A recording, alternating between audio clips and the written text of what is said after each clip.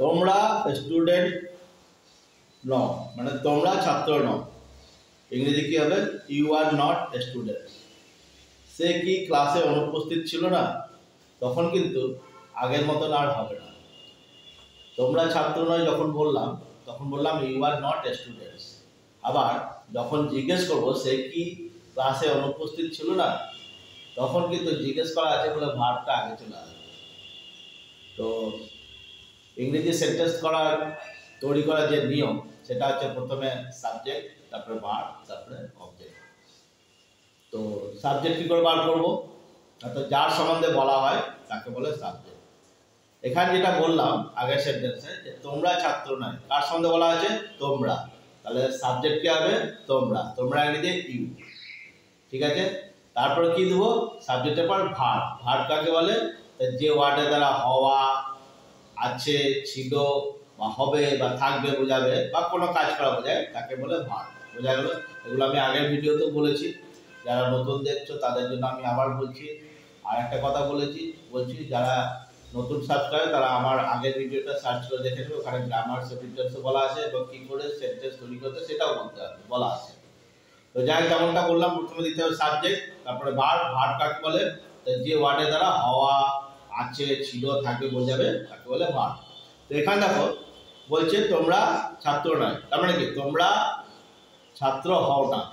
তো হওয়া ইংরেজি আর, তো সাবজেক্টের পরে আর দেব, ইউ দিলাম সাবজেক্ট, তারপর দেব আর। এবার বলেছে নয়, তখন কি দেব? নট। You are not. কি নয়? না তো স্টুডেন্টস। স্টুডেন্টস হচ্ছে অবজেক্ট। অবজেক্ট কাকে বলে? ভার্ব যে ওয়ার্ডকে উদ্দেশ্য করে বলে তাকে বলে অবজেক্ট। এখানে ভার্বের প্রশ্ন করো যে হও, কি হও? ছাত্র। এখানে বলেছে না, সেজন্য হও না, আর নট স্টুডেন্ট। তো এইভাবে আমরা ইংরেজি একটা সাবজেক্ট বার করব, ভার্ব বার করব, অবজেক্ট বার করব। সেইভাবে প্রথমে দিতে হবে সাবজেক্ট, ভার্ব, অবজেক্ট। তো এইভাবে আমি কালকে আর পড়া দিয়েছিলাম 27 পাতা 47 থেকে।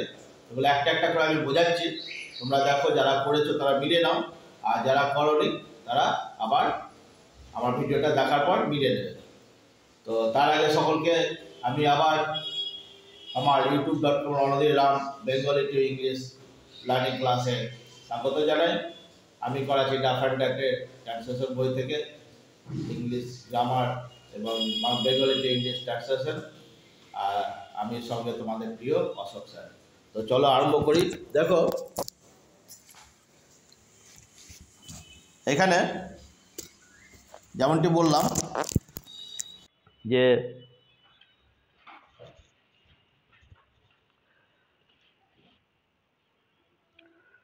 তোমরা ছাত্র নয়, ইউ আর নট স্টুডেন্টস, ঠিক আছে। কার সম্বন্ধে বলেছে? তোমরা। তার সাবজেক্ট কে হবে? তোমরা। ইউটা প্রোনাউন, সাবজেক্ট রূপে কাজ করেছে। নামের বদলে যে ওয়ার্ড ব্যবহার হয় তাকে বলে প্রোনাউন। এটা সাবজেক্ট। তারপর কি দেব? ভার্ব। ভার্ব কি? তো তোমরা ছাত্র নয়, মানে তোমরা হও না ছাত্র। বাংলাতে ভার্ব উজ্জ্ব থাকবে, কিন্তু ইংরেজি যখন আমরা করব, ট্রান্সলেশন করব, লিখব বা বলবো, তখন ভার্বটা কিন্তু উজ্জ্ব থাকবে না। তো এখানে দিলাম আর, ইউ আর। তারপর না বলেছে সেই জন্য দিলাম নট। আবার বলি যে নো মানেও না, নট মানেও না। নোটা হচ্ছে অ্যাডজেক্টিভ আর নটটা হচ্ছে অ্যাডভার্ব। তো এখানে আমাদেরকে আর এর সম্বন্ধে বলতে হবে, হয় না। তা আর যেহেতু ভার্ব, সেজন্য আমাকে অ্যাডভার্ব দিতে হবে। তো এটা হলো অ্যাডভার্ব। এ কার সম্বন্ধে বলেছে? এর সম্বন্ধে বলেছে। তা যে ওয়ার্ড ভার্বের সম্বন্ধে বলে তাকে বলে অ্যাডভার্ব। এটা হলো অ্যাডভার্ব। তোমরা হও না, কি হও না? স্টুডেন্টস। স্টুডেন্টসটা নাউন, অবজেক্ট রূপে কাজ করেছে, ঠিক আছে। তার সাবজেক্ট দিলাম, ভার্ব দিলাম, অবজেক্ট দিলাম। বোঝা গেল? You are not students. এবার এখানে জিজ্ঞেস করেছে সে কি ক্লাসে অনুপস্থিত ছিল না, তখন আর কিন্তু সাবজেক্ট, ভার্ব, অবজেক্ট এভাবে দিলে হবে না। তখন কি হবে? ভার্বটা আগে চলে আসবে। মানে প্রশ্নসূচক বাক্য থাকলে ভার্বটা আগে চলে আসে। তখন কি দেবো? Was he not absent from the class. যদি মনে করো এখানে বলা থাকতো যে তোমরা ক্লাসে অনুপস্থিত ছিলে না, যদি এখানে বলা থাকতো যে সে ক্লাসে অনুপস্থিত ছিল না, ঠিক আছে, তখন হয়ে যেত he was not absent from the class. কিন্তু এখানে জিজ্ঞেস করেছে, সেই জন্য ওয়াজটা আগে চলে আসবে। বোঝা গেল? জিজ্ঞেস করলে বা প্রশ্নসূচক বাক্য থাকলে ভার্বটা আগে চলে আসে। তো ওয়াজ, হি, ওয়াজটা ভার্ব দিয়ে দিলাম, তারপরে হয়ে যাবে সাবজেক্ট। কে, সে সম্বন্ধে বলেছে, তাহলে সেটা দিয়ে দিলাম আগে ওয়াজের পরে। Was he not absent from the class. তারপর দেখো, ভুবন এবং মোহন ক্লাসে উপস্থিত ছিল না। কার সম্বন্ধে বলেছে? ভুবন এবং মোহনের সম্বন্ধে। তার প্রথমে আমাকে কি দিতে হবে? ভুবন অ্যান্ড মোহন। ভুবন এবং এই যে অ্যান্ড, ভুবন একটা নাউন, মোহন একটা নাউন, দুটো নাউনকে কে এক করে যোগ করেছে? অ্যান্ড। এটা হলো কনজাংশন। যে ওয়ার্ড দুটি নাউন বা সেন্টেন্সকে যোগ করে তাকে কনজাংশন বলে। তা ভুবন অ্যান্ড মোহন দুটো সাবজেক্ট হলো, সেই জন্য এখানে ভার্ব কি দেবো? ওয়্যার। প্লুরাল হলো বলে ওয়্যার দিলাম। ছিল না বলেছে, ছিল না বলতে ওয়্যার। নট, ছিল না, কি ছিল না? তো উপস্থিত। উপস্থিত ইংরেজি কি? প্রেজেন্ট দিলাম। কোথায়? ক্লাসে, মানে ক্লাসের মধ্যে, ইন দ্য ক্লাস। ঠিক আছে? এইভাবে একটা একটা করে সে সাবজেক্ট বার করতে হবে, ভার্ব বার করে অবজেক্ট দিতে হবে। দিলাম সাবজেক্ট, ভার্ব, অবজেক্ট। যার সম্বন্ধে বলা হয় তাকে সাবজেক্ট বলে। ভুবন এবং মোহনের সম্বন্ধে বলেছে বলে এরা সাবজেক্ট। এবার সাবজেক্ট আবার ভার্ব। সাবজেক্ট কি বলছে? ছিল না, এটা হচ্ছে ভার্ব। ওয়্যার, নট এটা ভার্ব। কি ছিল না? না তো উপস্থিত ছিল না, প্রেজেন্ট। কোথা থেকে? ক্লাসের মধ্যে, ইন দ্য ক্লাস, এটা অবজেক্ট। এভাবে একটু একটু করে বুঝতে হবে, সাবজেক্ট ভার্ব অবজেক্ট বার করে বুঝতে হবে এবং করতে হবে। আমার ভিডিও দেখার পর বুঝে তারপর আবার না করতে হবে, বা আগে আমি যেটা পড়া দিয়ে থাকবো সেটা করে আবার আমার ভিডিও দেখে মিলাতে হবে। তবেই এইভাবে ইংরেজি শেখা এবং বলা যাবে। তারপর দেখো 50 নম্বর বলছে, বৃদ্ধ লোকটি কি ক্রুদ্ধ হবে না? এখানে জিজ্ঞেস করে, সিম্পলভাবে বলেছে বৃদ্ধ লোকটি ক্রুদ্ধ হবে না। তা কার সঙ্গে বলেছে? বৃদ্ধ লোকটির। তা কি দিব? প্রথমে দ্য ওল্ড ম্যান দিলাম, এটা subject, দিটা article, ওল্ডটা adjective, ম্যানটা noun.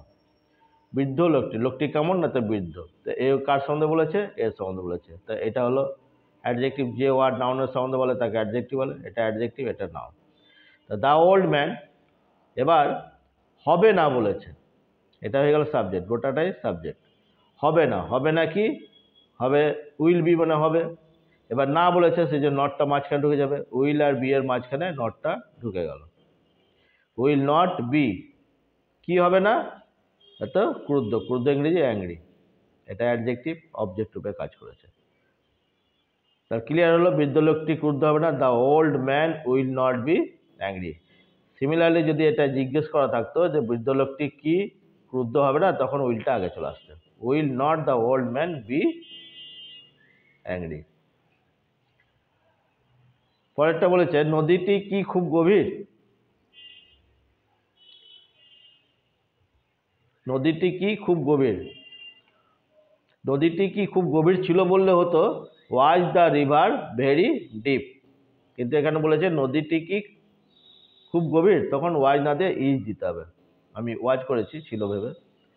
Is the river very deep, ঠিক আছে?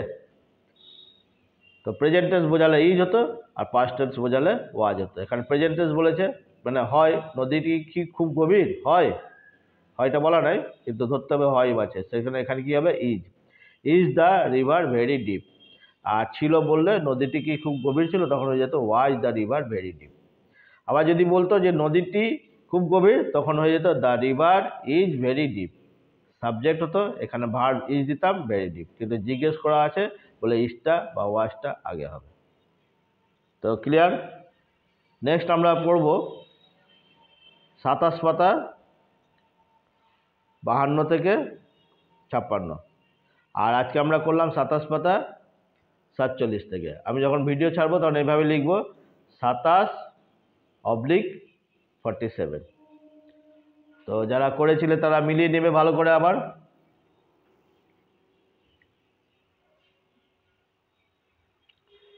এভাবে আমরা একটু একটু করে এগোবো, ডেলি 5টা করে ট্রান্সলেশন করতে থাকবো। তাহলে আমরা ঠিক একদিন না একদিন ইংরেজি লিখতেও পারবো। যেমনটি আমি আগেও বলেছি যে practice makes the man perfect. চেষ্টা করে যাও, জয় একদিন হবেই। ওকে, ধন্যবাদ, থ্যাংক ইউ।